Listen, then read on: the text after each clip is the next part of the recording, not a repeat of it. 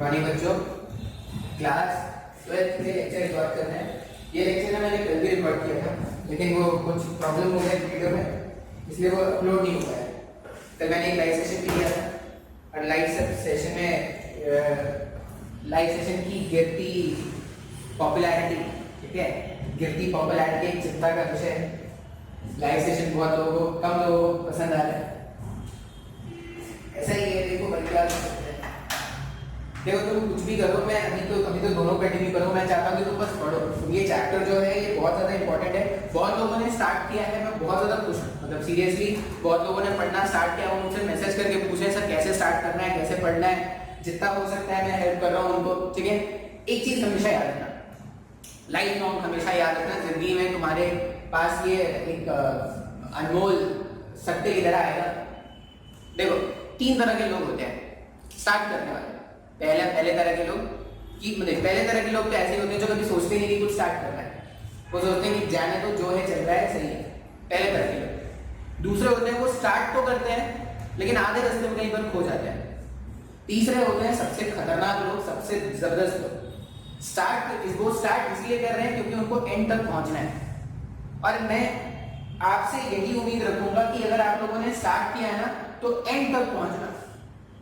ऐसा नहीं कि स्टार्ट किया, अभी मन कर रहा था तो स्टार्ट कर दिया और 10 दिन के बाद फिर छोड़ दिया, कोई मतलब नहीं हुआ। इससे क्या हो गया ना, ये जो तुमने 10 दिन जो स्टार्ट किया ना वो भी बेकार हो गया। इससे अच्छा कुछ और कर लेते हैं। अब तो टिकटॉक भी बैन होने वाला है भाई, अब क्या कर सकते हैं। टिकटॉक भी बैन होने वाला है। जो भी टैलेंट था, सारा का सारा टैलेंट जमा के रखा था, ये करेंगे वो करेंगे, ठीक है, सारा टैलेंट अब बेकार का बेकार रह जाए। अब तो पढ़ाई बचा है काम। तो अगर तुमने पढ़ाई करना स्टार्ट किया है ना तो उसको जबरदस्त लेवल पे स्टार्ट करो, ठीक है। देखो एट द एंड सिलेक्शन हुआ नहीं हुआ, ये देखो इसकी तो मैं गारंटी नहीं दे सकता, लेकिन अगर तुम मेहनत करोगे ना तो मान लो सिलेक्शन नहीं हुआ भाई, मान लो तुमको आईआईटीज नहीं मिला, तुमको एनआईटीज नहीं मिला, तुमको अच्छे मेडिकल कॉलेजेस नहीं मिले, मान लो। अरे मैं कौन सा आईआईटी से हूँ भाई, मैं कौन सा आईआईटी से हूँ, मैं ना कोई ढंग के एनआईटी से भी नहीं हूँ। मैं एकदम ऐसे प्राइवेट कॉलेज से हूँ ना जिसकी फीस इतनी ज्यादा थी कि मैं अभी तक उसके लोन चुका था, ठीक है।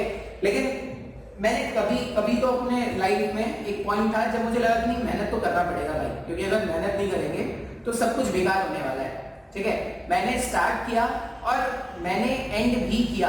अब एंड का डेफिनेशन सबके अलग अलग हो सकता है, ठीक है। एंड का डेफिनेशन कोई डिफाइन नहीं है।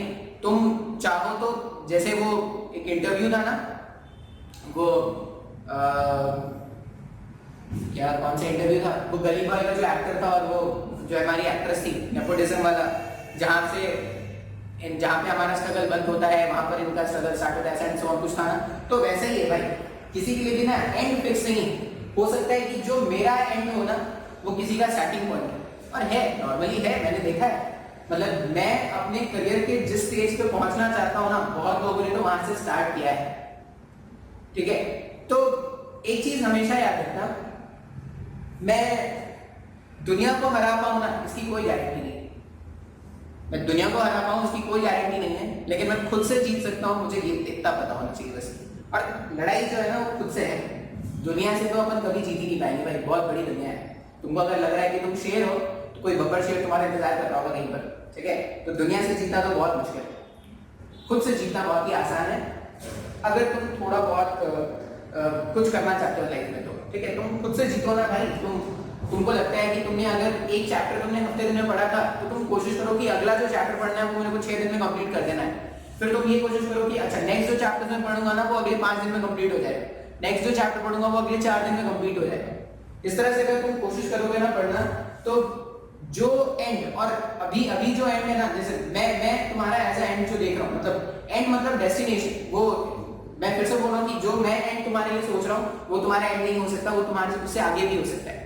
मेरे लिए मेरा काम जो है कि तुमको एक पर्टिकुलर पॉइंट पर पहुंचाना है, और वो पर्टिकुलर पॉइंट है कि एक रेस्पेक्टेड कॉलेज में तुम एडमिशन ले लो। उसके बाद की अलग लाइफ है भाई, उसके बाद अलग डायमेंशंस खुलेंगे, उसके बाद अलग डायमेंशंस खुलेंगे, जो तुमको समझ में आएगा वो तुमको करना हो। लेकिन एज अ टीचर यहाँ पर मेरा जो काम है ना, वो मेरा ये काम है कि तुमको एक ढंग का रेस्पेक्टेड कॉलेज मिल जाए। कॉलेजेस बहुत सारे हैं, कभी थोड़ी कॉलेजेस की। तुम इधर चले जाओ ना, ये पुणे में, नागपुर में भर भर के प्राइवेट कॉलेजेस हैं। जॉब देते हैं क्या वो? नहीं मिलती उनसे जॉब। तो अगर उनसे जॉब नहीं मिलती तो तुम पैसा वेस्ट भी कर दोगे, खुद के पैसे तो होंगे नहीं, अपने गार्जियन के पैसे वेस्ट भी कर दोगे और फिर कुछ ढंग का रिजल्ट भी नहीं आएगा। उससे अच्छा है कि एक अच्छा सा कॉलेज में पढ़ लेते हैं। अच्छे से कॉलेज से पढ़ने का ऐसा नहीं कि तुम बहुत प्रो लेवल पे बन जाओगे, इसकी भी कोई गारंटी नहीं। वो डिपेंड करता है कि तुमने आगे की लाइफ को कैसे मैनेज किया, ठीक है। हर फेज का अपना स्ट्रगल है, यहाँ पर एक स्ट्रगल है, फिर जब तुम आगे जाओगे तो वहां पे भी कुछ और स्ट्रगल होगा, ठीक है। पढ़ाई का बर्डन शायद थोड़ा कम हो सकता है, लेकिन वहां पर कुछ नए फॉर्म के स्ट्रगल्स होते हैं। जैसे अगर मैं बताऊं तो मेरे को क्या लगता है, 11th और 12th तक हम पर्सनालिटी डेवलपमेंट पर इतनी बात नहीं करते। मतलब तुम अगर देखोगे ना तो किसी भी 11th 12th बंदे को मैंने देखा है, 11th 12th बंदे को मैंने देखा है कि पर्सनालिटी वाइज वो उतने स्ट्रांग नहीं होते हैं, लेकिन जैसे ही वो बीटेक से बाहर आते हैं ना, उनकी पर्सनालिटी अलग लेवल की हो जाती है। मतलब ये जो 4 साल होते हैं ना बीटेक या मेडिकल के, वो क्या होते हैं, तुम्हारे पर्सनालिटी डेवलपमेंट का काम करते हैं। अब बहुत लोग इसमें भूतिए लोग होते हैं जो कुछ नहीं कर पाते, ठीक है। बहुत सारे लोग तुमको ऐसा मिलेंगे जो जैसे 10th में थे वैसे ही 12th में है, वैसे ही बीटेक के बाद और मेडिकल के बाद भी है, तो उनका लाइफ में कुछ नहीं होने वाला। हर एक फेज है, हर एक फेज से तुमको क्या करना है, कुछ नया लेके आना है, ठीक है। पता नहीं ज्ञान की बातें काम आएंगी कि नहीं आएंगी, लेकिन बस मैं इतना बोलूंगा, अगर तुमने स्टार्ट किया है तो उसको एंड भी करना, एंड तक लाना बहुत ज्यादा जरूरी है। सबके बस की बात नहीं है, सबके बस की बात नहीं है एंड तक पहुंचना। एंड आते आते ना तुम देखना 95% लोग की हालत खराब हो जाती है, सिर्फ 5% लोग ऐसे होंगे जो एंड तक पहुंचेंगे। वो एक हमारे माइथोलॉजी में स्टोरी चलती है, जब ये सारा युद्ध खत्म हो गया महाभारत के टाइम पे, तो पांडवास जो थे वो बोले कि भाई तो सारे राजपाट वाजपाट हो ही गया है, अब क्या करते हैं, जाते हैं स्वर्ग की तरफ। तो जब वो स्वर्ग की तरफ जाने लगे ना, तो ओनली युधिष्ठिर, मतलब जो सबसे बाईस तो नहीं बोलूंगा, जो सबसे धर्म मतलब जो सबसे ऑनेस्ट था ना, वही फाइनल डेस्टिनेशन तक पहुंचा था। बाकी सारे लोग एग्जाम्स, गॉड वहां पे हर रास्ते पे उनके एग्जाम दे रहे थे, तो वहां पे वो हर रास्ते में फेल होते जा रहे थे। तो एक एक करके वो पांडवास और वो कुंती और जो भी थे, वो लोग जो जा रहे थे, वो सब रास्ते में बिखरते गए। सिर्फ युधिष्ठिर ही एंड तक पहुंचा था। तो जब उन्होंने स्टार्ट किया तो 7 या 8 लोग थे और एंड में सिर्फ एक पहुंचा। तो ऐसा ही हमारे साथ भी होता है। ये महाभारत और ये जो है ना, वो हमारे डे टू डे लाइफ का जो स्ट्रगल है वही महाभारत है भाई अपने के लिए, ठीक है। हर महाभारत, तुम एक महाभारत खेल रहे हो, महाभारत में क्या है, तुम एक कैरेक्टर हो और तुम्हारे आसपास अलग अलग तरह से चक्रव्यूह बनाए हुए हैं, पबजी, टिकटॉक, यूट्यूब और ट्विटर, फेसबुक, दिस दैट, ये वो, फ्रेंड सर्कल, ये वो, ठीक है। अब मैं ये नहीं बोल रहा हूँ कि सब कुछ छोड़ देना है, सब कुछ करो भाई, लाइफ में सब कुछ करो, बहुत टाइम है अपनी जिंदगी में, लाइफ में सब कुछ करो, लेकिन एक प्रॉपर टाइमिंग के साथ। तुम कुछ भी करो ना, लेकिन अपने दिन में पढ़ाई का टाइम निकालो कि नहीं ये तो मेरे को करना ही है। इसके अलावा और दिन में कितना पढ़ना होता है यार, तुम अगर दिन में 6 से 7 घंटे पढ़ लोगे ना, बहुत अच्छे रिजल्ट हो जाएंगे। 6 से 7 घंटे अगर तुमने दिन में पढ़ लिया, तब भी तुम्हारे पास 17 से 18 घंटे बचते हैं, और 17 से 18 घंटे में लाइफ को फुल लेवल पे एंजॉय किया जा सकता है, ठीक है। अगर तुम बेकार के जगह में नहीं फंसे हो, तो धीरे धीरे तुमको कुछ समझ में आ जाएगा, ठीक है। चलो स्टार्ट करते हैं आज का लेक्चर। आज क्या देखना है अपने को, कूलम्ब्स लॉ देखना है। कूलम्ब्स लॉ नए तरीके से देखने वाले इन वेक्टर फॉर्म। आज क्या करने वाले हैं, कूलम्ब्स लॉ देखने वाले हैं, Coulomb's law in vector form, ठीक है। स्टार्ट करते हैं। अब इससे पहले वाले लेक्चर में जब मैंने तुमको कूलम्ब्स लॉ सिखाया था, तो मैग्नीट्यूड अलग से कैलकुलेट करते थे और डायरेक्शन अपने बेसिक अंडरस्टैंडिंग से फाइंड आउट करते थे। ऐसा ही उसका मैग्नीट्यूड के लिए क्या करना था, k q1 q2 upon r square, separation का स्क्वायर, ऐसे करते थे। और डायरेक्शन के लिए देखते थे कि अगर एक जैसे चार्जेस है तो रिपल्शन लगा दो, और अगर अनलाइक चार्जेस है तो अट्रैक्शन लगा दो, ऐसा ही कुछ करते थे। अब क्या करने वाले हैं, ऐसा मेथड सीखने वाले हैं जिसमें मैग्नीट्यूड और डायरेक्शन दोनों साथ साथ आ जाए। कूलम्ब्स लॉ को क्या करने वाले हैं, वेक्टर फॉर्म में लिखने वाले हैं। यहां पे कुछ कंसेप्ट यूज करेंगे वेक्टर्स के, अगर तुमको प्रॉब्लम होगा तो तुम मुझसे पूछ लेना बाद में। मान लो ये मेरा y एक्सिस है और ये मेरा x एक्सिस है। मेरे पास दो चार्जेस रखे हैं, पहला चार्ज है q1 और q1 चार्ज का पोजीशन वेक्टर है r1 वेक्टर। बात समझ में आ रहा है, पहला चार्ज जो है वो है q1 और q1 चार्ज का पोजीशन वेक्टर। पोजीशन वेक्टर मतलब रेफरेंस से उस पॉइंट तक का जो ज्वाइन करने वाला जो वेक्टर होता था उसको क्या बोलते थे, पोजीशन वेक्टर बोलते थे। इसी तरह एक दूसरा चार्ज है q2 और इसका पोजीशन वेक्टर कितना है, r2 वेक्टर। ठीक है, मेरे पास पहला चार्ज है q1 जिसका पोजीशन वेक्टर r1 वेक्टर, दूसरा चार्ज है q2 जिसका पोजीशन वेक्टर क्या है, r2 वेक्टर। दोनों को ज्वाइन कर दो। अगर मैं दोनों को ज्वाइन कर दूं तो ये q1 और q2 के बीच का सेपरेशन है क्या। इस वेक्टर को, अब ये जो वेक्टर है वो 1 से 2 तक जा रहा है तो उसको मैं क्या लिख देता हूं, r21 वेक्टर। जहां पर पहुंचना होता है माइनस जहां से हमने स्टार्ट किया। तो ये मेरे पास हो गया r1 वेक्टर। ये जो वेक्टर है 1 से 2 तक, ये जो वेक्टर है 1 से 2 तक, उसको मैंने क्या लिख दिया, r21 वेक्टर। बात समझ में आ रहा है। और यहां पे मैंने q2 का पोजीशन वेक्टर क्या लिख दिया, r2 वेक्टर। देखो तुम इसको r21 वेक्टर लिखो, r12 लिखो, कोई ज्यादा फर्क नहीं पड़ता, कुछ भी लिख सकते हो। ठीक है, अब मैं ट्रायंगल लॉ से अगर देखूं, triangle law of vector addition से अगर देखा जाए तो ये जो r1 वेक्टर है प्लस r21 वेक्टर है वो r2 वेक्टर के बराबर है क्या। अगर मैं ट्रायंगल लॉ से लिखूं तो मैं क्या लिख सकता हूं, r1 vector plus r21 vector. Triangle law से r1 vector plus r21 vector को सिंपली क्या लिख सकते हैं, r2 वेक्टर लिख सकते हैं। इसका मतलब ये जो r21 वेक्टर है, ये r21 वेक्टर को क्या लिखा जा सकता है, r2 vector minus of r1 vector, ऐसा लिख सकते हैं ना। r21 वेक्टर को मतलब यहां से यहां जो वेक्टर होगा, इसको मैंने डिस्प्लेसमेंट वेक्टर के नाम से तुमको सिखाया था। r21 वेक्टर जो है उसको मैं लिख सकता हूं r2 vector minus of r1 vector. ठीक है, किसी भी वेक्टर का अगर यूनिट वेक्टर फाइंड करना होता है। अब यूनिट वेक्टर क्यों फाइंड करते थे किसी भी वेक्टर का, अगर मान लो ऐसा बोला गया है, मान लो मैं तुमको बोला कि मेरे को एक वेक्टर फाइंड करना है। ठीक है, एक एग्जांपल बताते हैं। मान लो मुझे एक वेक्टर फाइंड करना है जो x एक्सिस के अलोंग है, मतलब जिसका डायरेक्शन x एक्सिस के अलोंग है और उसका मैग्नीट्यूड है 10, तो वो वेक्टर क्या हो जाए, अगर इसका डायरेक्शन x एक्सिस के अलोंग है तो 10 * i कैप कर देते थे क्या। तो ये i कैप जो होता था वो डायरेक्शन होता था ना।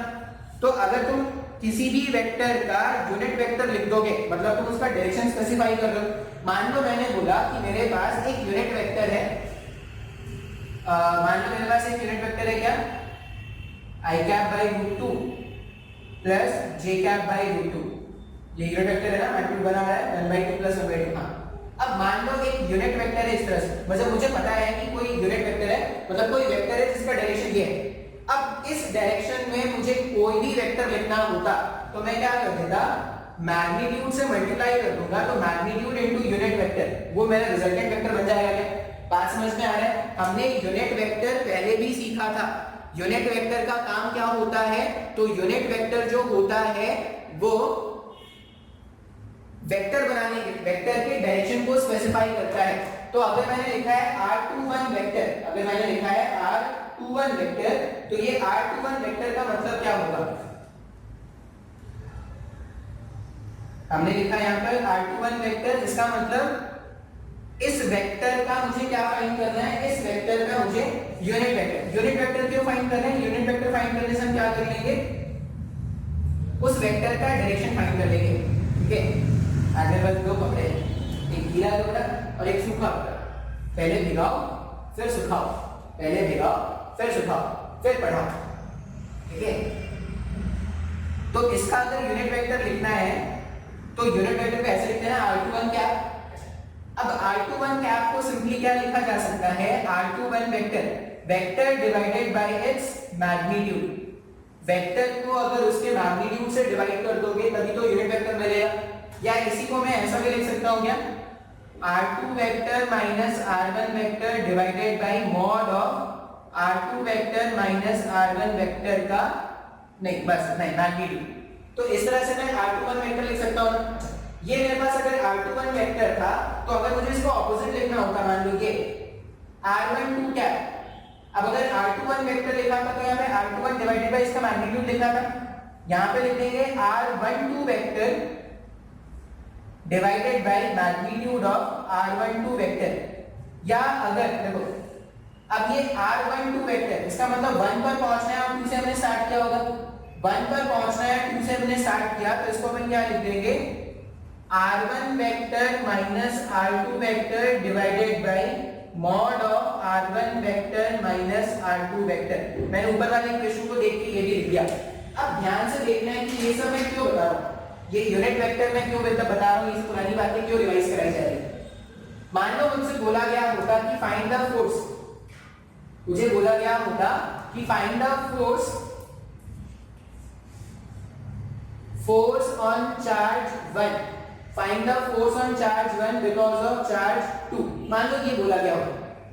अब अगर ये फोर्स ऑन चार्ज 1 मुझे कैलकुलेट करना है, चार्ज 1 पर मुझे फोर्स कैलकुलेट करना है चार्ज 2 के कारण, तो चार्ज 2 के कारण 1 पर जो फोर्स लगेगा वो इस तरह से रिपल्शन वाला आने वाला है क्या, हाँ या ना, बात समझ में आ रहा है। उसी तरह अगर मुझसे कोई किसी ने मुझे बोला होता कि आपको फोर्स कैलकुलेट करना है सेकंड वाले चार्ज पर फर्स्ट वाले चार्ज के कारण, तो F(Q2 Q1) सेकंड वाले चार्ज पर फर्स्ट वाले चार्ज के कारण इसमें भी क्या होगा, रिपल्शन होगा, इस डायरेक्शन में होगा। बात समझ में आ रहा है। अच्छा, ये फोर्स हो या ये फोर्स हो, दोनों फोर्स का मैग्नीट्यूड तो एक जैसा है और दोनों फोर्स का मैग्नीट्यूड कैलकुलेट करने का फॉर्मूला होता है K(Q1 Q2) अपॉन सेपरेशन का स्क्वायर। अब सेपरेशन का मतलब क्या हो गया, यहां से यहां की जो दूरी है वही तो सेपरेशन है ना। ऐसा मान लेते हैं कि जो R21 है ये R21 होगा, इसका जो मैग्नीट्यूड मतलब यहां से यहां का लेंथ अगर मैं मान लूं कि स्मॉल आ रहा है, ऐसा मान लेते हैं। अब यहां से यहां का लेंथ कैलकुलेट करो या यहां से यहां का लेंथ कैलकुलेट करो, दोनों का वैल्यू तो सेम आएगा ना। तो ये जो फोर्स का वैल्यू एक force on Q1 upon Q2, force on Q1 because of Q2 and force on Q2 because of Q1, इन दोनों फोर्सेस का मैग्नीट्यूड सेम है क्या, दोनों फोर्सेस का मैग्नीट्यूड सेम है लेकिन दोनों फोर्सेस की डायरेक्शन जस्ट ऑपोजिट है क्या, हाँ या ना। अगर आप ये देखोगे तो ये जो फोर्स था सेकंड चार्ज पर फर्स्ट चार्ज के कारण, सेकंड चार्ज पर जो फोर्स है फर्स्ट चार्ज के कारण उसका डायरेक्शन इस R21 वेक्टर के अलोंग है क्या। तो मैं इस ये जो फोर्स है इस फोर्स को मैं क्या लिख रहा हूं, इसका मैग्नीट्यूड ऐसा हो जाएगा K(Q1 Q2) अपॉन R² मतलब यहां से यहां का जो डिस्टेंस है उसको मैंने R² लिख दिया। और डायरेक्शन के लिए क्या कर सकते हैं, डायरेक्शन के लिए ये जो वेक्टर है R21 वेक्टर उसी के अलोंग है क्या, तो उसी का डायरेक्शन क्या कर देंगे, R21 कैप लिख देंगे। सर मेरे को नहीं समझ में आ रहा है, इस तरह से डायरेक्शन मेंशन कर सकते हैं। तो देखो मैग्नीट्यूड भी लिख दिया और डायरेक्शन भी लिख दिया। मान लो मुझे ये फोर्स कैलकुलेट करना है तो यहाँ पे फिर से मैग्नीट्यूड क्या होगा, K(Q1 Q2) सेपरेशन का स्क्वायर, यहां से यहां का डिस्टेंस भी R ही होगा, सेपरेशन का स्क्वायर और इसका डायरेक्शन अगर आप देखोगे तो अगर ये यहां से यहां का डायरेक्शन अगर R21 कैप था तो यहां से यहां का डायरेक्शन जस्ट ऑपोजिट होगा, तो इसको क्या लिख सकते हैं, R12 कैप लिख सकते हैं क्या। बात समझ में आ रहा है। अब ये इक्वेशन और ये इक्वेशन को देखो, दोनों इक्वेशन में मैग्नीट्यूड एक जैसे है, डिफरेंस सिर्फ डायरेक्शन का है। अगर डायरेक्शन का डिफरेंस है तो देखो इसका डायरेक्शन R21 कैप था, इसका डायरेक्शन R12 कैप है। R21 कैप का मतलब क्या हो गया, R21 कैप का मतलब unit vector from first charge to second charge. जैसे ध्यान से लिखना, R21 कैप का मतलब क्या है, ये जो R21 कैप मैंने लिखा है ये यूनिट वेक्टर है, unit vector from charge 1 to charge 2। ठीक है, मेरे पास जो पहला फोर्स था K(Q1 Q2), इसका डायरेक्शन क्या है, 1 से 2 की तरफ डायरेक्टेड है, तो मैंने इसको R21 कैप लिख दिया। उसी तरह यहाँ पर R12 कैप अगर मुझे लिखना होता तो R12 कैप क्या है, unit vector from charge 2 to charge 1। बात समझ में आ रहा है क्या। तो इस तरह से हम क्या करेंगे, वेक्टर्स में इस तरह से हम कूलम्ब फोर्सेस को क्या करने वाले हैं, वेक्टर फॉर्मेट में लिखने वाले हैं। बात समझ में आया है क्या। अभी मैं इसमें कुछ और भी एग्जांपल्स बताऊंगा, जितने एग्जांपल्स आपको बताऊंगा उतने एग्जांपल्स आपको समझ में आएंगे। ठीक है, अब क्या करते हैं, आई होप ये समझ में आया होगा। ठीक है, मैंने तुमको यूनिट वेक्टर को इस तरह से लिखते थे, ये सब तो पहले ही पढ़ाया था। अब अगर मैं फोर्सेस के बारे में बात करूं, ये गीला कपड़ा, पहले कौन सा कपड़ा, पहले गीला कपड़ा फिर सूखा कपड़ा, पहले गिलाओ मतलब पहले गिलाओ फिर सुखाओ फिर पढ़ाओ फिर अपलोड करो, नहीं एडिट भी करना होता है बीच में एडिट करो फिर अपलोड करो, फिर जाके तुम्हारे व्यूज आते हैं। तो अभी तो स्टार्टिंग में लेक्चर में अच्छे व्यूज आ रहे हैं, तो खुशी है मुझे इस बात की, ठीक है। पता नहीं यार, तुम नहीं पढ़ते हो ना तो थोड़ा अजीब लगता है, फिर ऐसा लगता है कि यार कितना बेकार पढ़ाते हैं, कोई पढ़ ही नहीं रहा है।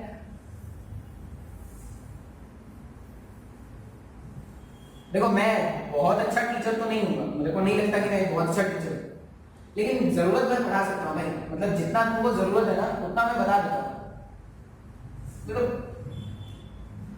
तुमको भी थोड़ा बहुत एफर्ट अप्लाई करना पड़ेगा, और ऐसा है ना, अपना तो प्रोफेशन ही ऐसा है ना, जब तक वो सामने वाला जो ऑडियंस है उसका इंटरेस्ट नहीं आएगा ना, नहीं पढ़ा पाएंगे। मुश्किल है थोड़ा लिखा, मैजिशियन है और मैजिशियन बोल रहे हैं, कलाकार है अपन। अब मान लो हमने क्या किया, परफॉर्म किया, किसी ने ताली नहीं बजाई, किसी ने सीटी नहीं बजाई, काम बनेगा क्या? नहीं बनेगा, बोरियत हो जाती है।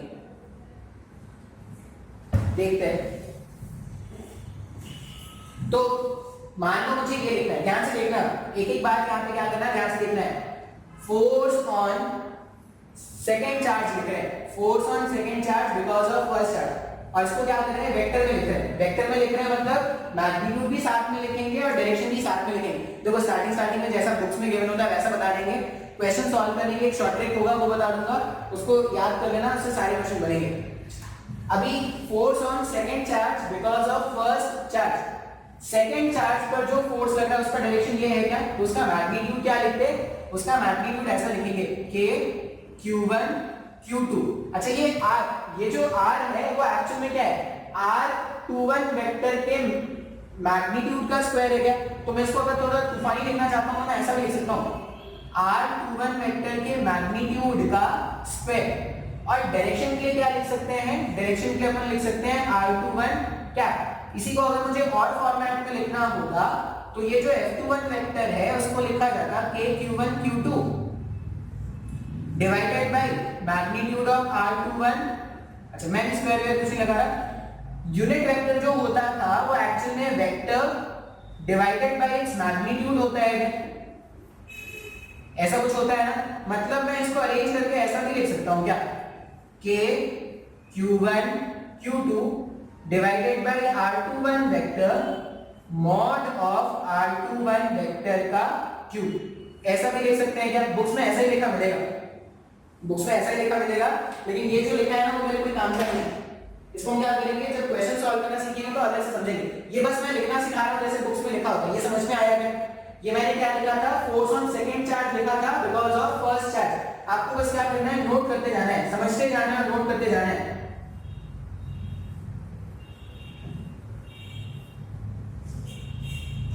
भूल गया प्रोसीजर में, भूल गया, पहले गीला कपड़ा,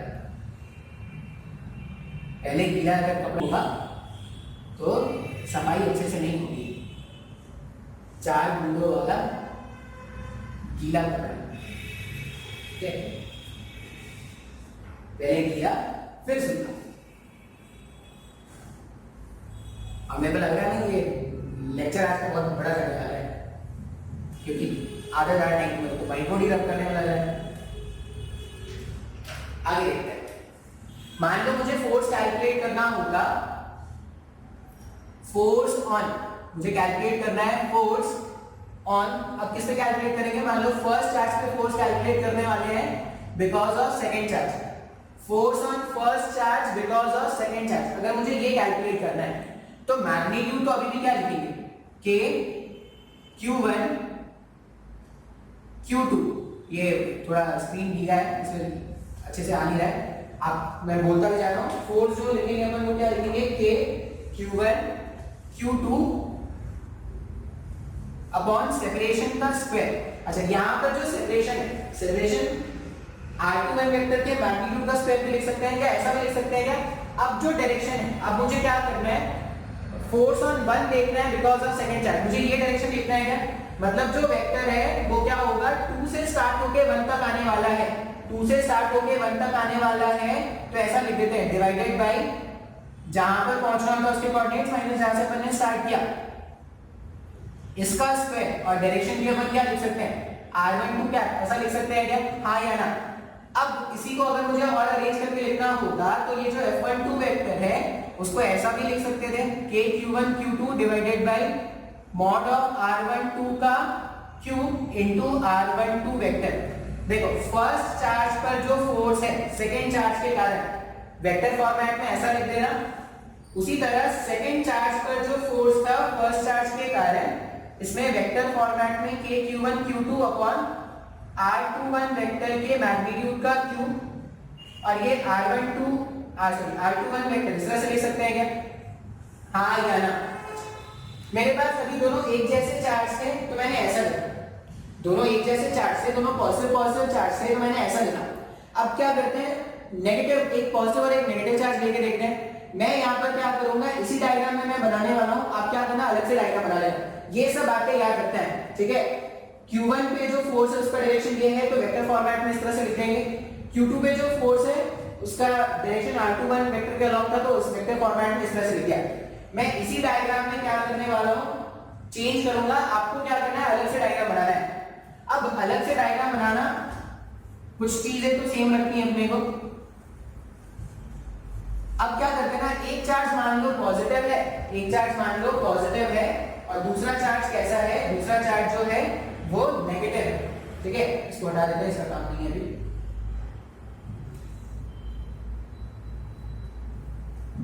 एक पॉजिटिव चार्ज कंसीडर करने वाले हैं और एक नेगेटिव चार्ज, ऑपोजिट चार्जेस लेने वाले हैं और ये देखेंगे कि फोर्स के डायरेक्शन में क्या फर्क पड़ेगा, फोर्स के डायरेक्शन में क्या फर्क पड़ेगा और कैसे अपने को मैनेज करना है। आप एक अलग सा डायग्राम बना लेना, ठीक है। स्टार्टिंग में तुमको थोड़ा डायग्राम पे खर्च करना पड़ता है, टाइम देना पड़ता है डायग्राम पे, लेकिन एक बार चीजें जब समझ में आनी स्टार्ट हो जाती है ना तो ये सब लगता है एक जैसी तो बात है। और फिजिक्स में ना ये तुमको बहुत बार लगेगा, अरे सर ऐसा तो आपने पहले ही पढ़ाया था, अरे सर ऐसा तो आपने पहले ही पढ़ाया था, ठीक है।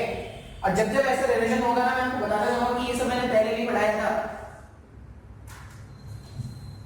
मान लो अब मैं बोल रहा हूँ कि ये जो Q1 चार्ज है, Q1 चार्ज तो अभी भी पॉजिटिव है, लेकिन जो Q2 चार्ज है ना, Q2 चार्ज को मान लेते हैं नेगेटिव।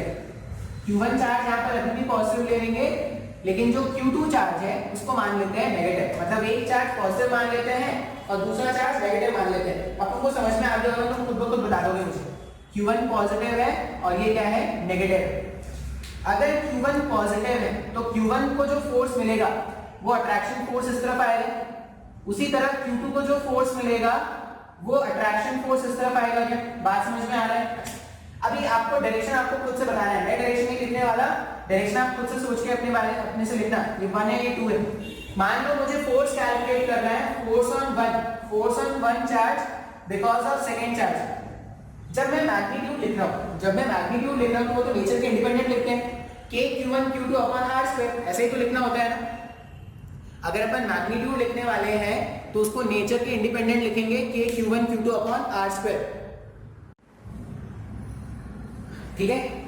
तो मैग्नीट्यूड लिखते हैं, F12 वेक्टर का अगर मैं मैग्नीट्यूड लिखूं तो ध्यान से देखना, k q1 q2 force on one because of 2, इसका जो डायरेक्शन है वो क्या है, r21 वेक्टर के अलोंग है। क्या 1 से स्टार्ट करके 2 पर पहुंचना है तो इसको ऐसा लिखेंगे ना, मैग्नीट्यूड ऑफ r21 वेक्टर का स्क्वायर इनटू डायरेक्शन के लिख देंगे r21 क्या। सर ये नहीं समझ में आया सर, बस डायग्राम देखना और इस तरह से लिख देना है, डायग्राम देखा और इस तरह से लिख दिया। अब यहाँ पर अगर मैं F12 वेक्टर लिखता तो F12 वेक्टर को ऐसा भी लिख सकते थे क्या, k q1 q2 upon magnitude of r21 vector का क्यूब इनटू r21 वेक्टर। हाँ या ना, इस तरह से लिख सकते हैं। अब ध्यान से देखो, जब मेरे पास दोनों पॉजिटिव चार्जेस थे, ये भी पॉजिटिव था और ये भी पॉजिटिव था, तो इसको जो फोर्स मिला था वो इधर मिला था क्या, सेम मैग्नीट्यूड तो सेम आया होगा, या r21 आया होगा या r12 आया होगा, मैग्नीट्यूड तो सेम है ना, लेकिन वहां पर डायरेक्शन देखना, वहां पे डायरेक्शन r12 वेक्टर आया था क्या। तुम इसे पहले वाले में देखना, जहां पे जब तुमने F12 वेक्टर कैलकुलेट किया होगा तो यहाँ पे r12 वेक्टर आया होगा। रिपल्शन, इस तरफ रिपल्शन है, 1 पे पहुंचना है, 2 से स्टार्ट किया था तो r12 वेक्टर ऐसा मेंशन कर दे क्या। अब अगर एक पॉजिटिव है तो एक नेगेटिव है तो डायरेक्शन से रिवर्स हो गया ना, लिखने का तरीका अभी भी वही है। मान लो मैं सेकंड वाले चार्ज पे लिखो, मान लो मैं लिखना चाहता हूँ force on second charge because of first charge, magnitude तो अभी भी क्या लिखेंगे, k q1 q2 divided by, अब r21 वेक्टर लिखो या r12 वेक्टर लिखो, मैग्नीट्यूड पे तो कोई फर्क नहीं पड़ने वाला, लेकिन अपन लिख देते हैं सही से भाई। मुझे फोर्स कैलकुलेट करना है सेकंड वाले चार्ज पर, तो इस डायरेक्शन में है क्या, 1 पर पहुंचना है, 2 से स्टार्ट कर रहे हैं, तो डायरेक्शन क्या लिखेंगे, r12 वेक्टर का मैग्नीट्यूड का cube times of r12 vector. इस तरह से हम क्या करते हैं, वेक्टर्स में लिखते हैं कूलम्ब फोर्सेस को। इस तरह से हम क्या करेंगे, कूलम्ब फोर्सेस को लिखेंगे इन वेक्टर फॉर्मेट। आसान है क्या, बस मैग्नीट्यूड जैसे लिखते थे वैसे ही लिख दो, और अभी क्या करना पड़ेगा, एक यूनिट वेक्टर तुमको अलग से मेंशन करना पड़ेगा, और यूनिट वेक्टर को क्या कर सकते हो, vector divided by its magnitude से रिप्लेस कर देंगे। अब ये जो भी बातें हमने सीखी है यहाँ पर, ये जो भी बातें हमने सीखी है उसको क्या करना है, यहाँ पे हमने जो भी बातें सीखी है उसको एक नए सिनेरियो से, उसको एक नए स्टाइल से देखेंगे, जो क्या होगा, ये चीजों, ये लिखने का तरीका को आसान कर देगा। अब ये f12 वेक्टर और ये f21 वेक्टर, मुझे ये लिखना है, ठीक है, ध्यान से देखना कैसे लिखेंगे। इसको तो पहले रख दो, ये सब याद रखना है आपको, ठीक है, जो भी मैंने बताया है अभी वो तुमको याद रखना है, वो याद रहेगा तभी आप नेक्स्ट वाला जो मैं कंसेप्ट सिखाने वाला हूं वो समझ में आएगा। अब क्वेश्चंस जब आएंगे तो कैसे सॉल्व करना है, क्वेश्चंस जब आएंगे तो कैसे सॉल्व करना है, तो हमेशा याद रखना है, एक ट्रिक बताने वाला हूं क्वेश्चन सॉल्व करने के लिए, ठीक है। मान लो मुझे कैलकुलेट करना था force on second charge because of first charge, मुझे वेक्टर फॉर्मेट में लिखना है। जो ट्रिक बता रहा हूं वो ट्रिक वैसे ही लिखना है, वैसे ही याद रखना है जैसे मैं बताने वाला हूं। मुझे फोर्स कैलकुलेट करना है सेकंड चार्ज पर, सेकंड चार्ज पर मुझे फोर्स कैलकुलेट करना है बिकॉज ऑफ फर्स्ट चार्ज, ठीक है। अब ये r21 वेक्टर और r12 वेक्टर के झंझट मत फंसो, इसको मान लेना r वेक्टर, ठीक है, मतलब यहाँ पे जो भी वेक्टर बनेगा उसको क्या मान लेना, r वेक्टर। अब r वेक्टर क्या है, मुझे फोर्स कैलकुलेट करना है सेकंड वाले चार्ज पर बिकॉज ऑफ फर्स्ट चार्ज, ठीक है।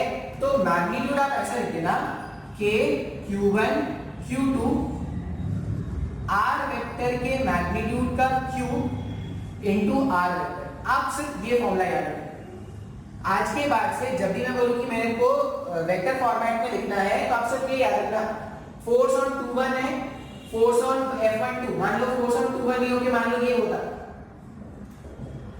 तब भी आप ऐसे ही याद रखते हैं, k q1 q2 upon magnitude of r vector का क्यूब इनटू r वेक्टर, सिर्फ ये याद रखना है, ठीक है। अब ये r वेक्टर का मतलब क्या है, क्योंकि ये r वेक्टर, यहाँ का r वेक्टर और यहाँ का r वेक्टर तो अलग अलग होता है ना, हमने अभी देखा था r21 और r12 में जो फोर्सेस आ रहे थे उसमें इसका और इसका वैल्यू अलग अलग आया था। अब ये r वेक्टर है, तो r वेक्टर होता है, मुझे जैसे फर्स्ट वाले सिनेरियो में मुझे फोर्स किस पे कैलकुलेट करना है, सेकंड वाले चार्ज पे फोर्स कैलकुलेट करना है, जिस पे भी फोर्स कैलकुलेट करना है r वेक्टर का हेड उसी की तरफ बना दो, जिस पे भी फोर्स कैलकुलेट करना है, पहले पॉजिटिव व्यू देख लेते हैं, जिस पे भी फोर्स कैलकुलेट करना है r वेक्टर का हेड उसकी तरफ बना दो। जैसे अभी फर्स्ट वाली इक्वेशन है, मुझे q2 पे नेट फोर्स देखना है, तो जो r वेक्टर है उसका हेड क्या कर दोगे, जिस पे फोर्स कैलकुलेट करने वाले हैं उसकी तरफ एरो का हेड बना देंगे, ठीक है। मतलब ये मेरा r वेक्टर हो गया, 1 से 2 तक जो वेक्टर है वो मेरा क्या हो गया, r वेक्टर हो गया। अब मैग्नीट्यूड क्या होता है, तो k q1 q2 magnitude of r vector, और ये अब देखो ये r वेक्टर की डायरेक्शन का अलॉन्ग है फोर्स का डायरेक्शन, जिस तरफ r वेक्टर है उसी तरफ तो q2 वेक्टर है। मान लो मुझे ये कैलकुलेट करना होता force on first charge because of second charge, तो याद क्या रखना है कि r वेक्टर का डायरेक्शन जो है, r वेक्टर का डायरेक्शन उस चार्ज के अलॉन्ग रखना है जिस पर नेट फोर्स कैलकुलेट करना है। यहां पर आपको ये लिख लेना है r वेक्टर का डायरेक्शन, ये यहां पर मेंशन कर लेना, where r vector is the vector, r vector is the vector along the charge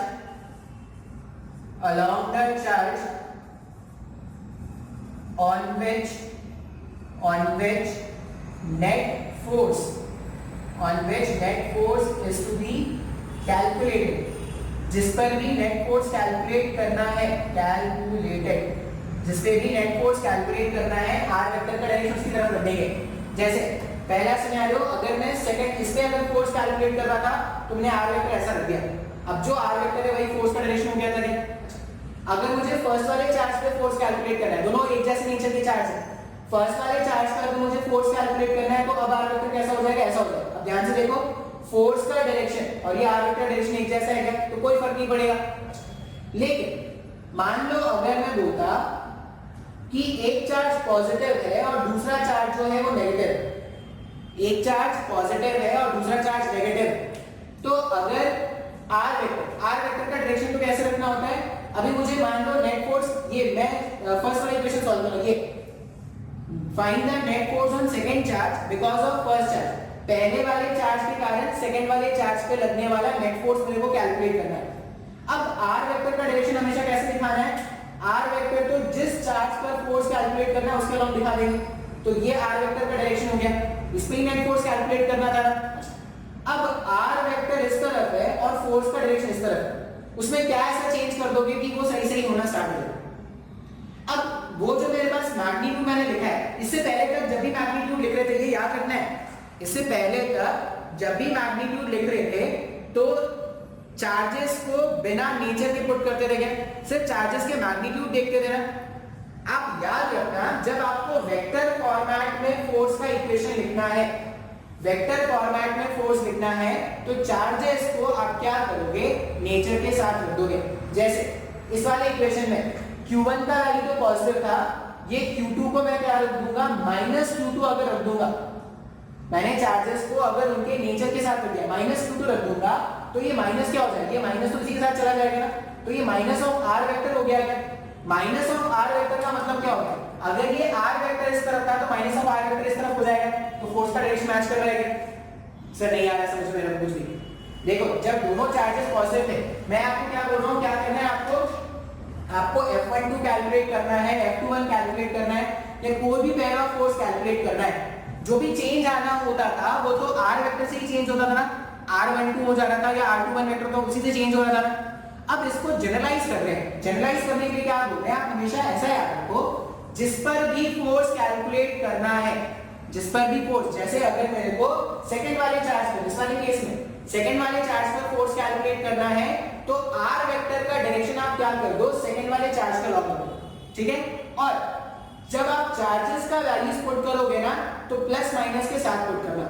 इससे पहले वाले अपन जब कंसेप्ट देख रहे तो चार्जेस को मैग्नीट्यूड के साथ नहीं पुट, चार्जेस को नेचर के साथ नहीं पुट कर रहे थे, लेकिन अब मैं क्या बोल रहा हूं, अगर तुमको फोर्स को वेक्टर फॉर्मेट में लिखना है तो चार्जेस को नेचर के साथ रखना पड़ेगा। तो बोलोगे सर ये क्या बात हो गई सर, कभी आप बोलते हो कि उसके नेचर के साथ मत रखो, कभी बोलते हो आप नेचर के साथ रखो। तो ये देखो भाई, क्वेश्चन सॉल्व करने के लिए कुछ तरीके, कुछ आसान तरीके बनाए गए, वो तुमको मानना पड़ेगा। नहीं मानोगे तो जो मैंने बेसिक तरीका बताया था वैसा कर लो, अलग अलग से डायरेक्शन ढूंढ लो, कर लो ऐसा। लेकिन अगर तुमको क्वेश्चन आसानी से सॉल्व करना है तो ये जो मैं ट्रिक बता रहा हूं वो याद रखना पड़ेगा। इससे पहले तक, वेक्टर फॉर्मेट से पहले तक, मतलब जब आप मैग्नीट्यूड अलग कैलकुलेट करते थे और डायरेक्शन का सेंस अलग कैलकुलेट करते थे, तब मैग्नीट्यूड जब भी फोर्स का कैलकुलेट करना था तो चार्जेस को बिना नेचर के साथ रखना था। लेकिन अगर मैं बोलूं कि तुमको वेक्टर फॉर्मेट में कूलम्ब्स लॉ को लिखना है, वेक्टर फॉर्मेट में तुम कूलम्ब्स लॉ लिख रहे हो, इसका मतलब तुम मैग्नीट्यूड के टर्म्स में ही बात करोगे और डायरेक्शन के टर्म्स में ही बात करोगे। तो सिंपल सा फॉर्मूला याद रखना कि जो फोर्स है F12 हो या F21 हो, फोर्स का मैग्नीट्यूड क्या लिख देना, K Q1 Q2 divided by mod of r का क्यूब इनटू r वेक्टर। अब बोलोगे सर ये r वेक्टर क्या है, तो जिस चार्ज पर फोर्स कैलकुलेट करना है उसके तरफ जो वेक्टर होगा वही r वेक्टर है। बात समझ में आ रहा है। और एक बात जो याद रखना है, जो भी चार्जेस आप प्लेस करोगे आप उन चार्जेस को उनके नेचर के साथ रखने वाले हो। अब अगर इतना बात मुझे समझ में आ गया, यहाँ पर देखो मुझे फोर्स कैलकुलेट करना है सेकंड वाले चार्ज पर, ये पॉजिटिव है ये नेगेटिव है, मैंने मैग्नीट्यूड लिखा K(Q1), यहाँ पे मैंने माइनस लिखा था, -Q2 divided by mod of r का क्यूब इनटू r वेक्टर। अब r वेक्टर क्या था, सेकंड वाले चार्ज पे फोर्स दिखा रहे हैं तो r वेक्टर का डायरेक्शन ऐसा लिख दिया। अब बिकॉज ऑफ दिस माइनस, ये जो माइनस है, माइनस मैग्नीट्यूड में तो होता नहीं है, माइनस क्या हो जाएगा, डायरेक्शन में चला जाएगा, तो माइनस ऑफ r वेक्टर। अगर ये r वेक्टर था तो ये direction minus of r vector हो गया क्या, देखो करेक्टली मैच कर रहा है क्या अपने साथ। हाँ या ना? मान लो मुझे फर्स्ट वाले चार्ज पे फोर्स कैलकुलेट करना होता, फर्स्ट वाले चार्ज पे फोर्स कैलकुलेट करना होता बिकॉज ऑफ सेकंड चार्ज। अब अगर फर्स्ट वाले चार्ज पे फोर्स कैलकुलेट करना है तो जिस पे फोर्स कैलकुलेट करना होता है आर वेक्टर का हेड, आर वेक्टर का हेड उसकी तरफ ही चला जाता है क्या? ये आर वेक्टर हो जाता। अब अगर आप इस पे फोर्स लिखोगे तो आप क्या लिखोगे? के Q1, ये माइनस Q2 लिख देंगे divided by R vector into, sorry, divided by magnitude of R vector का क्यूब इनटू आर, ऐसा लिख सकते हैं। अब आप ध्यान से देखोगे ये माइनस जब इसके साथ मल्टीप्लाई होगा तो ये माइनस आर के ऑपोजिट हो जाएगा क्या? अब ये Q1 था, इसको अट्रैक्शन फोर्स इधर मिल रहा था, तो जब पॉजिटिव चार्जेस है, दोनों एक नेचर के चार्जेस है, देखो जैसे मान लो दोनों नेगेटिव नेगेटिव होता, मान लो ये भी नेगेटिव होता, ये भी नेगेटिव होता, तो ये नेगेटिव मिलकर प्लस हो जाता है, तो जो आर वेक्टर का डायरेक्शन है उसकी तरफ ही फोर्स आ जाता। लेकिन अगर एक पॉजिटिव है एक नेगेटिव है तो आर वेक्टर के जस्ट ऑपोजिट डायरेक्शन में फोर्स आ जाएगा क्या? बात समझ में आ रहा है? तो क्वेश्चन सॉल्व करने के लिए तुमको ये ट्रिक याद रखना पड़ेगा। क्या याद रखना है अपने को? जिस चार्ज पर फोर्स कैलकुलेट करेंगे उसकी तरफ ज्वाइन कर करा देंगे, मतलब उसकी तरफ जो वेक्टर होगा उसको आर वेक्टर बोल देंगे, और जब भी मैग्नीट्यूड रखेंगे तो मैग्नीट्यूड ऑफ चार्जेस को क्या करना है? नेचर के साथ रखना है। इससे ना आपको डायरेक्शन का प्रॉब्लम होगा, ना इससे आपको मैग्नीट्यूड का प्रॉब्लम होगा, ठीक है? अब ये जो वेक्टर फॉर्मेट बनाया है हमने, इसमें क्वेश्चंस कैसे आते हैं वो देखते हैं, क्योंकि अल्टीमेटली तो फिजिक्स में अपने क्वेश्चन ही सॉल्व करना है। जो भी हमने कांसेप्ट सीखा है उसको हमको यूज करके क्या करने हैं? क्वेश्चन सॉल्व करने हैं। तो आई होप ये कांसेप्ट तुमको समझ में आया होगा। कांसेप्ट अगर नहीं भी समझ में आया है तो मुझे लगता है जब न्यूमेरिकल अपन करेंगे ना तो न्यूमेरिकल से ये और ज्यादा क्लियर हो जाएगा, ठीक है? पहले क्या कर लेते हैं, इसको रब कर लेते हैं, ठीक है? अब रब करने का तरीका है पहले गीला फिर सूखा, धीरे से हो गया, सूखे से रब करो।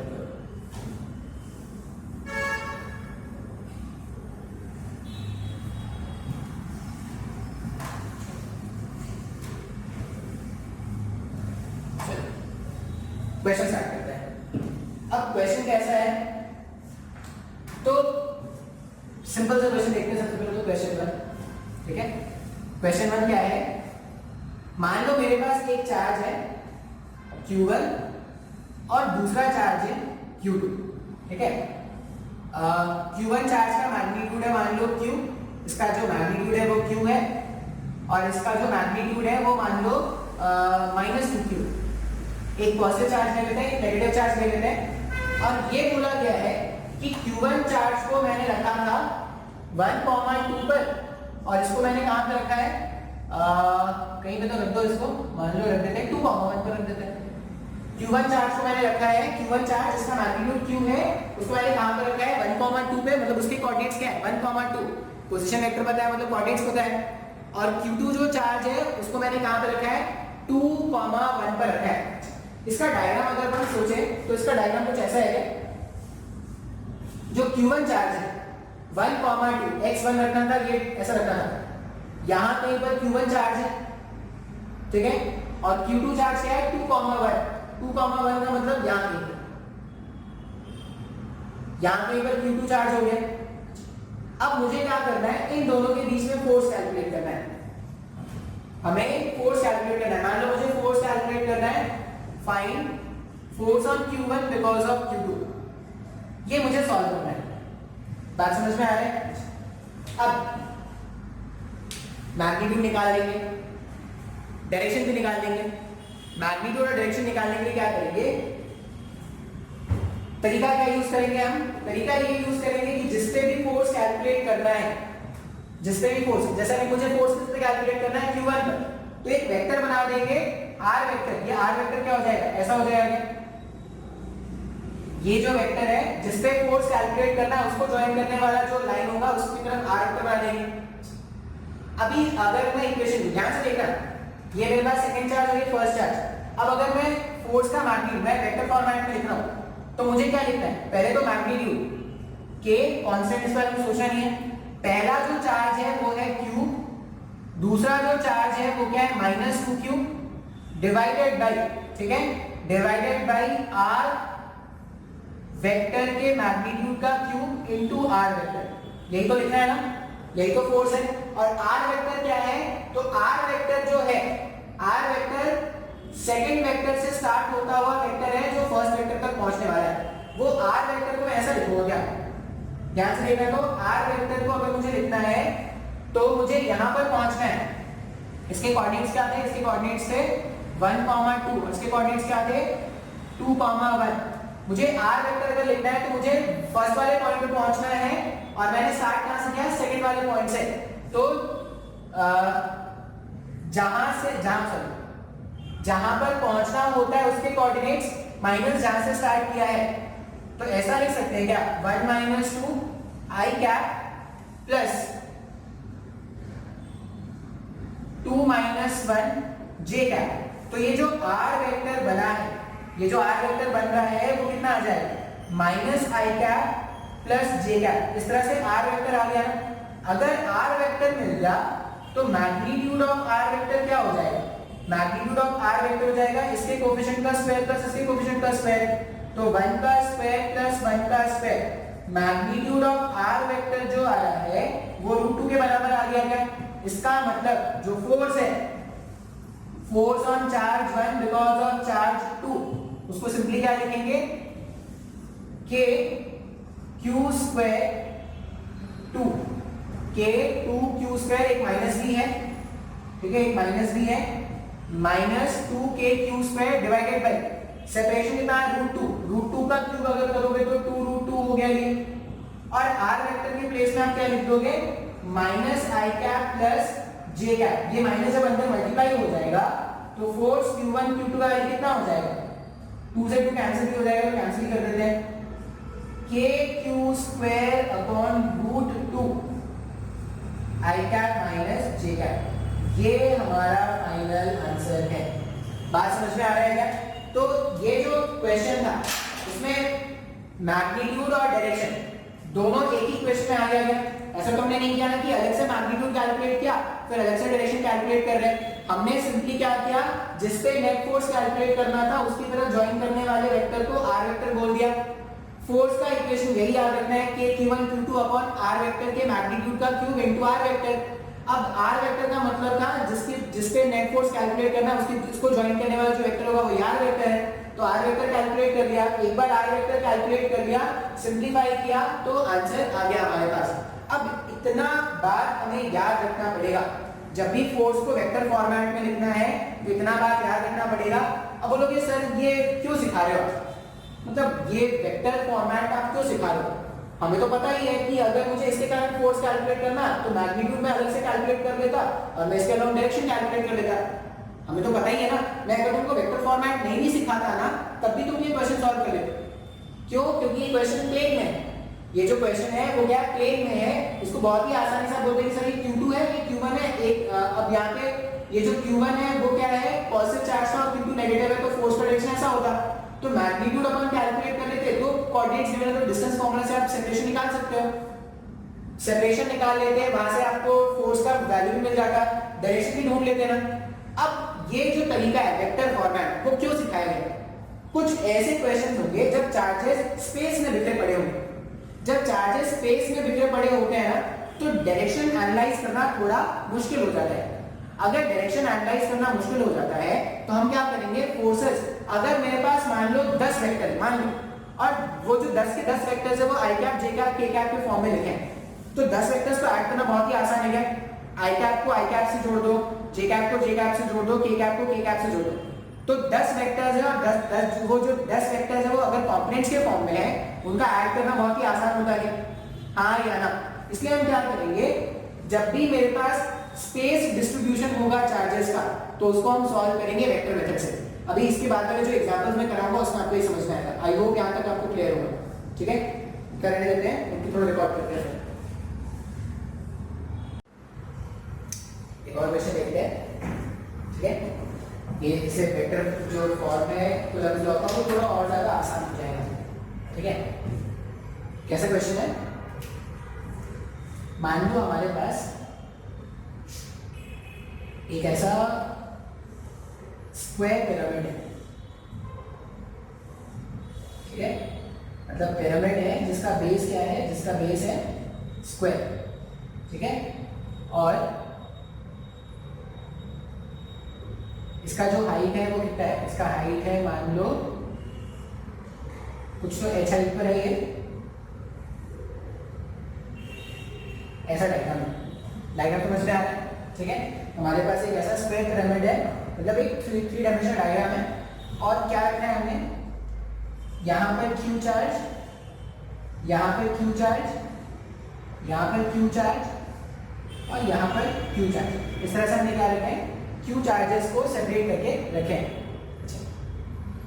अभी फाइंड क्या करते हैं, टॉप मोस्ट पॉइंट जो है ना यहाँ पर, ये जो टॉप मोस्ट पॉइंट है वहां पर एक क्यू चार्ज रखा हुआ है। इनके नंबर्स, इनके नाम दे देता हूँ, 1 2 3 4 5। क्वेश्चन ये पूछा गया है, फाइंड द नेट फोर्स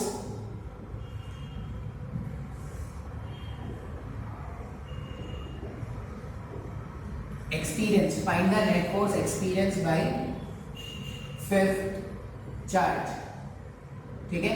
वो जो फिफ्थ चार्ज है, फिफ्थ चार्ज का मुझे क्या करना है, नेट फोर्स कैलकुलेट करना है। अब अगर तुम लॉजिकली सोचोगे, मान लो क्वेश्चन को मुझे अप्रोच करना होगा, इस क्यू के कारण इसको फोर्स इधर मिलता, इस क्यू के कारण इधर मिलता, इस क्यू के कारण इधर मिलता और इस क्यू के कारण इधर मिलता। अब अगर तुम डायग्राम इमेजिन करोगे ना, देखो ये कितना कॉम्प्लिकेटेड होगा सोचने में। एक स्क्वायर पिरामिड है, ऐसा स्क्वायर पिरामिड है हमारे पास, और इसके कॉर्नर्स पे यहाँ पर क्या है, चार्ज है। इसके चार्ज, इसके कारण इसको फोर्स ऐसा मिलता, इसके कारण इसको फोर्स ऐसा मिलता, इसके कारण फोर्स ऐसा मिलता, इसके कारण फोर्स ऐसा मिलता। अब आपके पास ऊपर में क्या है, चार वेक्टर्स आ रहे हैं अलग अलग डायरेक्शन में। अब इन चार वेक्टर्स को अगर तुमको ऐड करना होगा, तो चार वेक्टर्स हैं जिनका डायरेक्शन अलग अलग है, इनको ऐड करना थोड़ा मुश्किल होगा भी। लेकिन अगर ये वेक्टर्स आई कैप, जे कैप और के कैप के फॉर्म में लिखे होंगे तो बहुत ही आसान हो जाएगा ना ऐड करना। आई कैप वाले टर्म्स को आई कैप के साथ जोड़ देंगे, जे कैप वाले टर्म्स को जे कैप के साथ जोड़ देंगे एंड सो ऑन, ठीक है। और क्या है, ये जो स्क्वायर पिरामिड है, स्क्वायर पिरामिड में इसका साइड भी गिवन है। इसका साइड कितना है, मान लो √2a। हर एक जो साइड है वो कितना है, √2a का है, ठीक है। अब ये जो डायग्राम है, जब भी ऐसे क्वेश्चन आएंगे तो तुमको क्या करना पड़ेगा, एक रेफरेंस पॉइंट सिलेक्ट करना पड़ेगा। अब रेफरेंस पॉइंट क्यों सिलेक्ट करोगे, क्योंकि अगर तुमने एक ओरिजिन सिलेक्ट कर लिया ढंग का, मतलब एक अच्छा क्वेश्चन में ओरिजिन अपने हिसाब से सिलेक्ट कर सकते हैं। अगर तुमने ओरिजिन सेलेक्ट कर लिया तो ओरिजिन सेलेक्ट करने के बाद, ओरिजिन सेलेक्ट करने के बाद तुम सारे चार्जेस का कोऑर्डिनेट लिख पाओगे। अगर तुमने सारे चार्जेस का कोऑर्डिनेट प्रॉपर्ली लिख लिया, अगर तुमने जितने भी चार्जेस थे सबका कोऑर्डिनेट्स अगर तुमने प्रॉपर्ली लिख दिया, तो वेक्टर फॉर्म में तो अपने को लिखना आता ही है। तो हम क्या करेंगे, वेक्टर फॉर्म में लिख देंगे, सिंपलीफाई कर देंगे, आंसर आ जाएगा। बात समझ में आ रहा है। अब ध्यान से देखना, ओरिजिन का सिलेक्शन अगर मुझे करना है तो ओरिजिन का सिलेक्शन ऐसा होना चाहिए जो क्या कर दे, हमारे काम को आसान कर दे। ये जो डायग्राम है ना, ये जो डायग्राम है इसको मैं इस तरह से बना रहा हूं। क्या करेंगे, इसको ऊपर से देखेंगे, ये जो डायग्राम है इसको ऐसे ऊपर से देखेंगे। अब अगर डायग्राम को ऊपर से देखोगे तो कुछ ऐसा दिखेगा डायग्राम को, और यहाँ कहीं भी टिप दिखेगा ना। ये जो डायग्राम है, डायग्राम को अगर ऊपर से देखोगे तो स्क्वायर पिरामिड है, ऐसा कुछ दिखने वाला है। अब क्या करते हैं,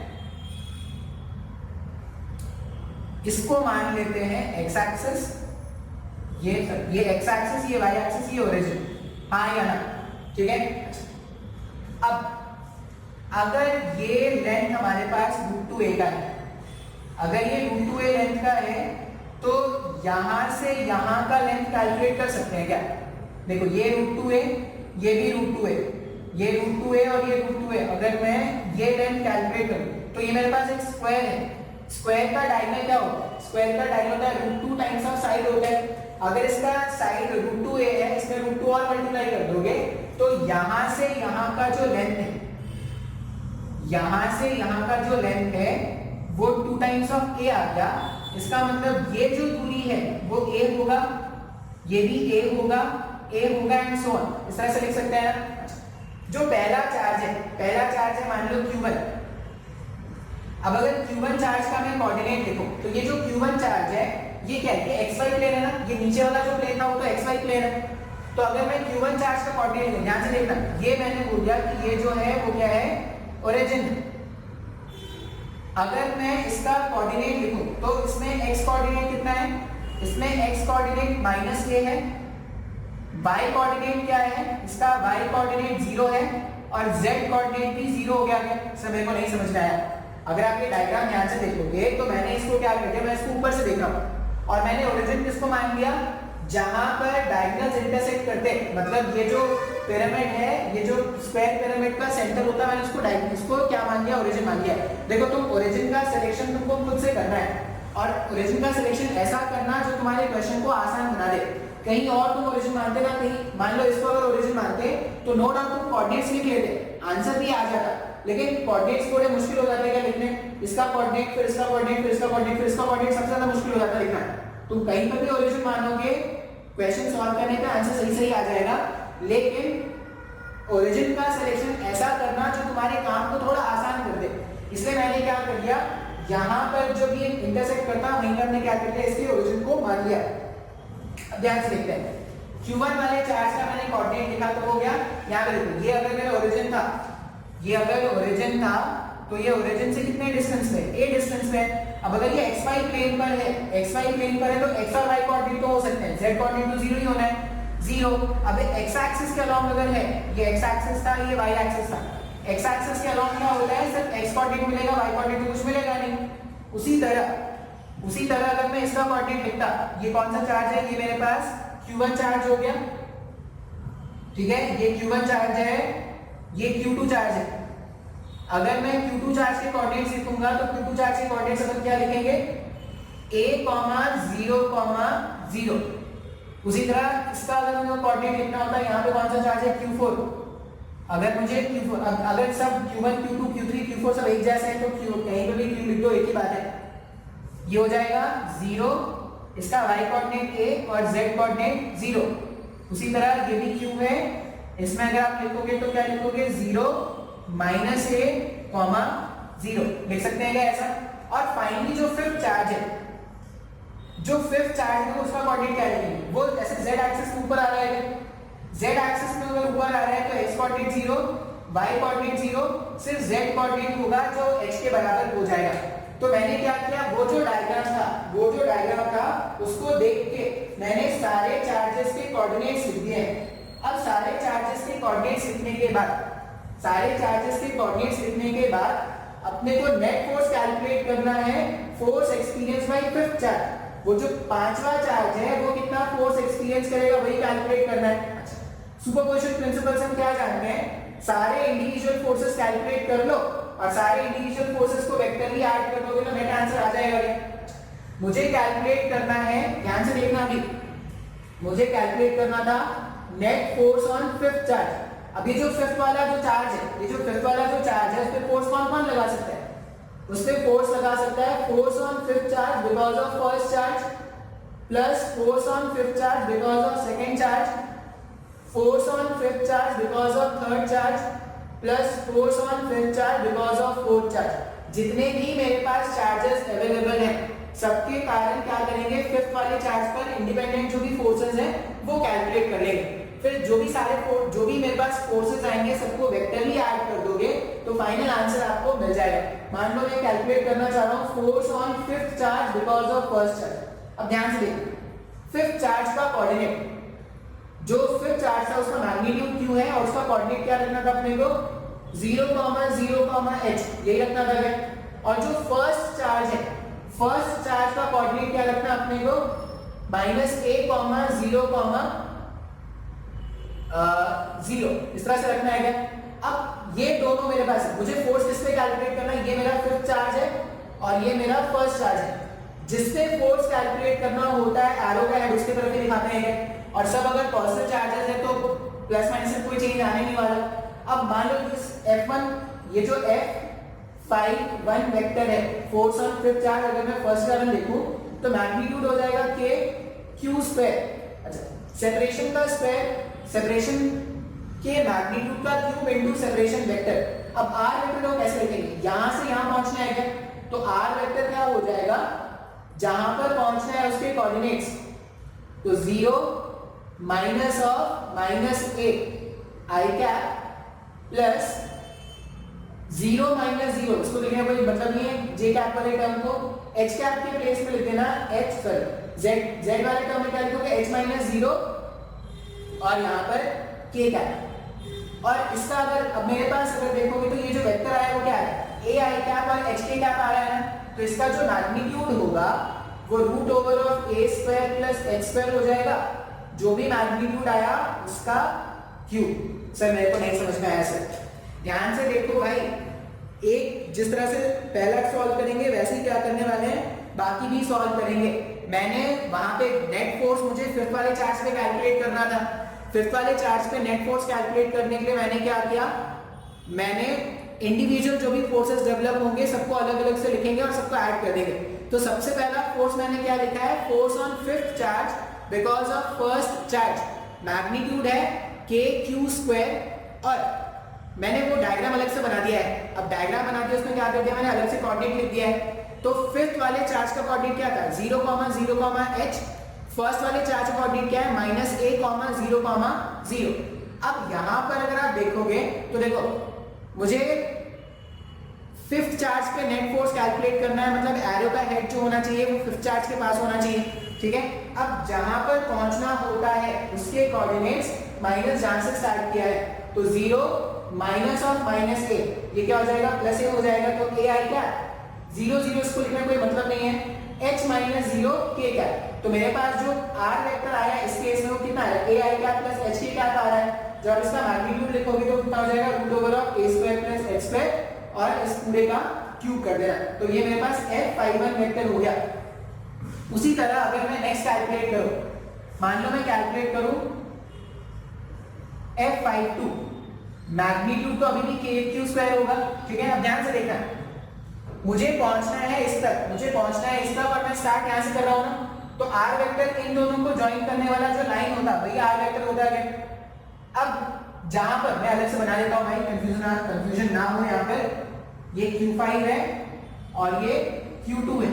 q5 के कोऑर्डिनेट्स क्या क्या है, q5 के कोऑर्डिनेट्स है 0, 0, h और q2 के कोऑर्डिनेट्स क्या है a, 0, 0। अब अगर मुझे r वेक्टर लिखना है, ध्यान से देखो r वेक्टर कैसे लिखेंगे, ये यहाँ पे लिखना है मुझे k q square r vector, ये r वेक्टर हो जाएगा जिसपे फोर्स कैलकुलेट करना होता है, एरो का दूसरी तरफ रखते हैं। तो पहला टर्म है 0 माइनस a, ये माइनस a आई कैप हुआ गया, 0, 0 इसको लिखने का कोई मतलब नहीं है। फिर h माइनस 0, ये क्या हो जाएगा प्लस h k कैप, ठीक है। फिर से अगर आप इसका मैग्नीट्यूड निकालोगे तो इसका मैग्नीट्यूड क्या है root over of a square plus x square और इस पूरे का क्यूब। ये मैंने f52 कैलकुलेट कर लिया। अच्छा, उसी तरह अब मैं इसको थोड़ा रब कर रहा हूं, मैं थोड़ा जगह बनाऊंगा तब जब बाकी कैलकुलेशन हो पाएंगे। तो इरेज करना है, कहां से इरेज करें, यहां पे इरेज करते हैं ऊपर वाले का।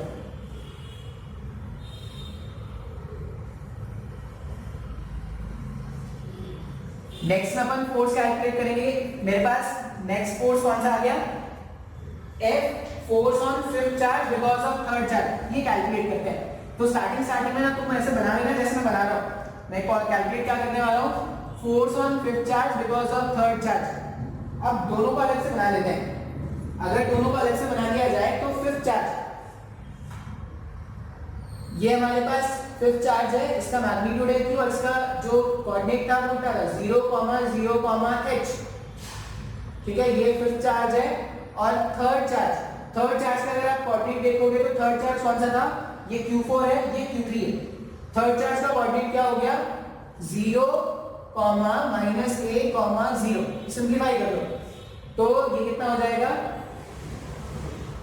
k q स्क्वायर पहले लिख दो, यहां पर एरो का हेड फिफ्थ वाले चार्ज की तरफ हो जाएगा।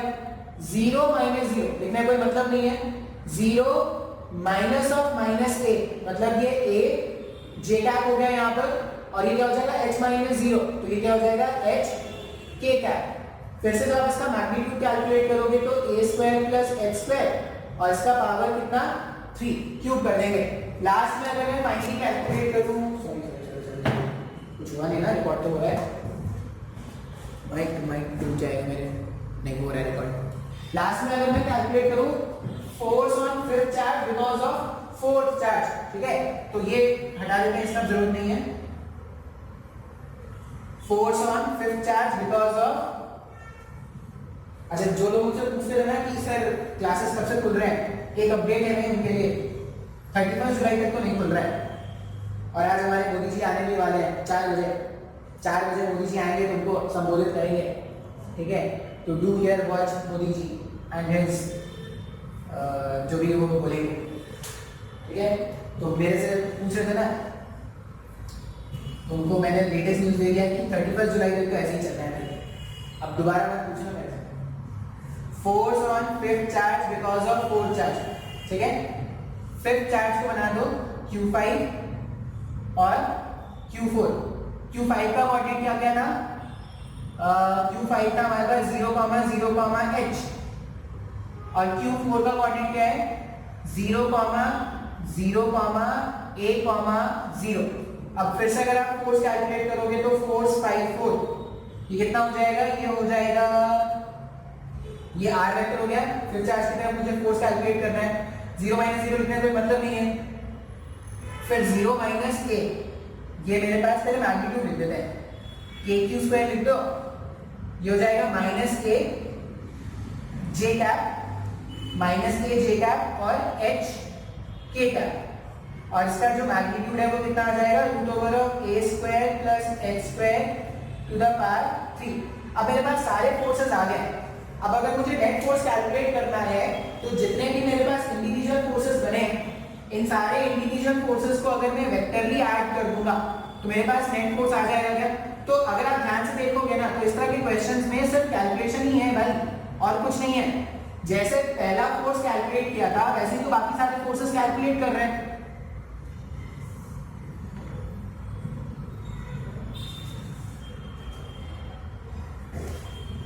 पहले ये आज का लेक्चर में गीला सूखा निकल गया। अब मुझे नेट फोर्स कैलकुलेट करना है फिफ्थ वाले चार्ज पर, तो F5 वेक्टर जो आया था वो क्या था? F5 vector plus F5 vector plus F5 vector plus F5 vector, सबको ऐड कर दो।